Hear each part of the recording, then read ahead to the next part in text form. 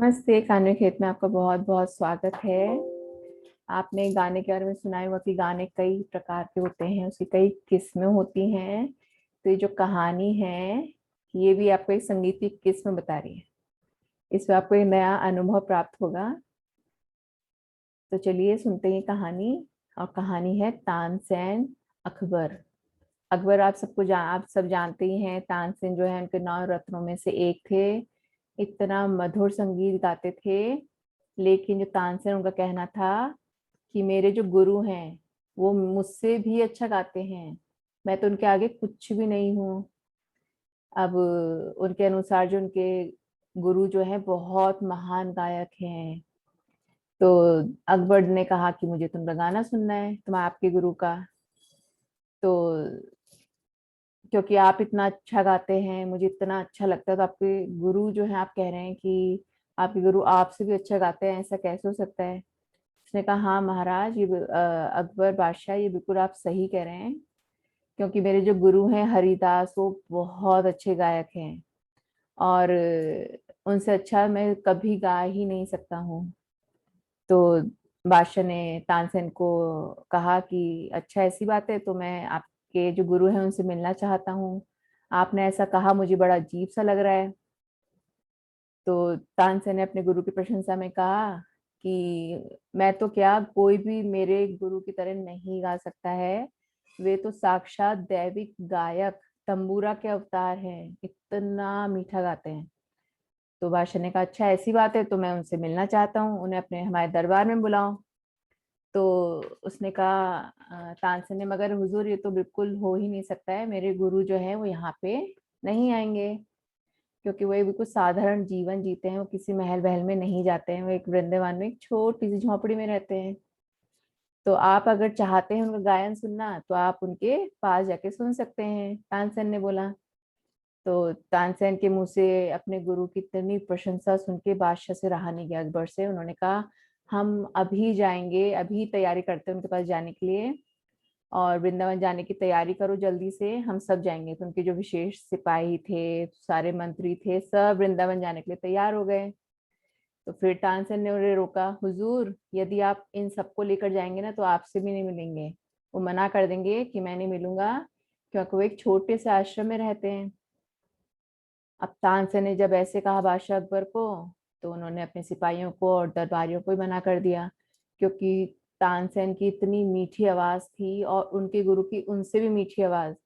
तो अकबर बिल्कुल जो है सुनने के लिए बेताब थे। उन्होंने कहा, ठीक है, मैं इन सबको छोड़ के जाऊंगा। अब बीरबल, तानसेन और अकबर जो है वृंदावन के लिए निकल पड़े।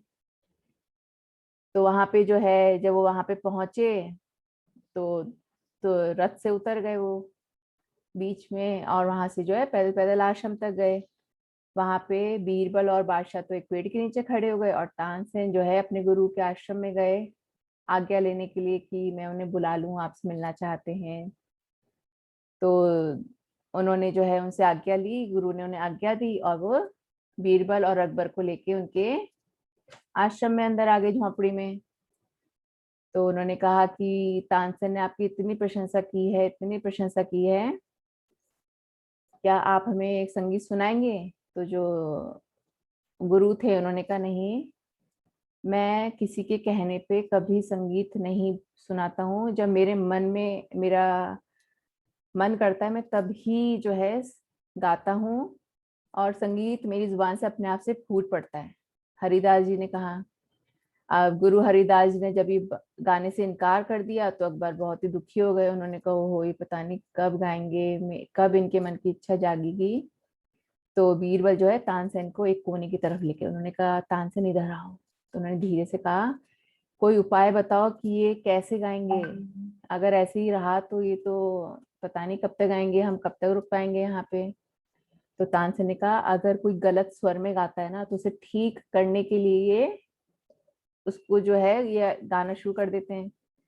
तो बीरबल ने कहा, फिर तुम ही कुछ उपाय करो ना, तुम ही कुछ गलत ताल लय में गा दो, ताकि तुम्हें ठीक करने के लिए इनकी आवाज तो निकलेगी। तो तानसेन ने कहा, ठीक है। अब तानसेन जो है उन्हीं की जो उनका सिखाया हुआ था उसमें जो एक गलत लय लेके उन्होंने सुर अलग गलत से लगाया, और उसे जो है गाने लगे। तो हरिदास को बड़ा गुस्सा आ गया, क्योंकि एक अध्यापक गुरु जो है उनका काम ही है कि कोई गलत कैसे कर रहा है। तो डांटने लगे और स्वयं जो है सुर पकड़ के सही जो है उनको सिखाने लगे कि ऐसे शुरू होता है। उन्होंने जो है गाना शुरू कर दिया। उनका गायन सुन के अकबर और बीरबल मंत्र मुग्ध हो गए। उन्होंने इतना मीठा गाना कभी नहीं सुना था। और वो उन्होंने जो है गुरु जो हरिदास जी थे उनका आशीर्वाद लिया। अब जब वापस लौटने लगे तो अकबर ने बोला, तानसेन एक बात बताओ, तुम अपने गुरु की तरह क्यों नहीं गा सकते हो? तो हुजूर, वैसे तो मैंने बहुत कोशिश की, परंतु मैं उनकी तरह कभी गा ही नहीं सका, तानसेन ने कहा। परंतु क्यों? बादशाह ने कहा, ऐसा क्यों है कि तुम्हारे गुरु इतना मीठा गाते हैं और तुम जो है उनसे नीचे हो? ऐसा कैसे हो सकता है? तो अब बीरबल ये सारी बात सुन रहे थे, उनकी समझ में आ चुका था। तो उन्होंने जो है बीरबल की तरफ देखा, अकबर ने, कि बीरबल जो है जरूर कुछ सोच रहा है। तो बीरबल ने कहा, हाँ महाराज, मैं आपको बता सकता हूँ कि ऐसा क्यों है, लेकिन आप अगर गुस्सा नहीं होंगे तभी मैं आपको बताऊंगा। तो अकबर ने कहा, हाँ हाँ बताओ बताओ। तो उसने कहा कि महाराज, तानसेन की जो आवाज है ना, ये अपने गुरु से बिल्कुल कम नहीं है। ये भी हरिदास जी गुरु के जैसे गा सकता है, लेकिन निर्भर करता है कि ये गाना किसके लिए गाया जा रहा है। मतलब यह है कि तानसेन जो है वो आपको प्रसन्न करने के लिए गाते हैं, जबकि जो इनके गुरु है वो भगवान को प्रसन्न करने के लिए गाते हैं। तो अकबर ने बीरबल के इस उत्तर की प्रशंसा की कि हाँ, कितनी सही बात है। हम जब भी कोई काम अपने मन से करते हैं तो हम उसे 100% देते हैं, 100% अच्छा करने की कोशिश करते हैं, अपने मन से करते हैं, वो काम अपने आप अच्छा हो जाता है। लेकिन कोई काम ऐसा है हम इसमें परफेक्ट है, लेकिन हमें किसी को दिखाने के लिए करना है, किसी ने हमें काम बोला, हमें जब अपना काम उसके लिए करना होता है, दूसरे के लिए, तो हम जो है उसको 10 बार जांचते हैं, परखते हैं, उसमें जो है कोई गलती ना हो ऐसा भी सोचते हैं। लेकिन जो जब हम कोई काम अपने लिए करते हैं, अपनी प्रसन्नता, अपनी खुशी के लिए, तो हम उसमें पूरा अपना मन त्रिमुग्ध होकर काम करते हैं।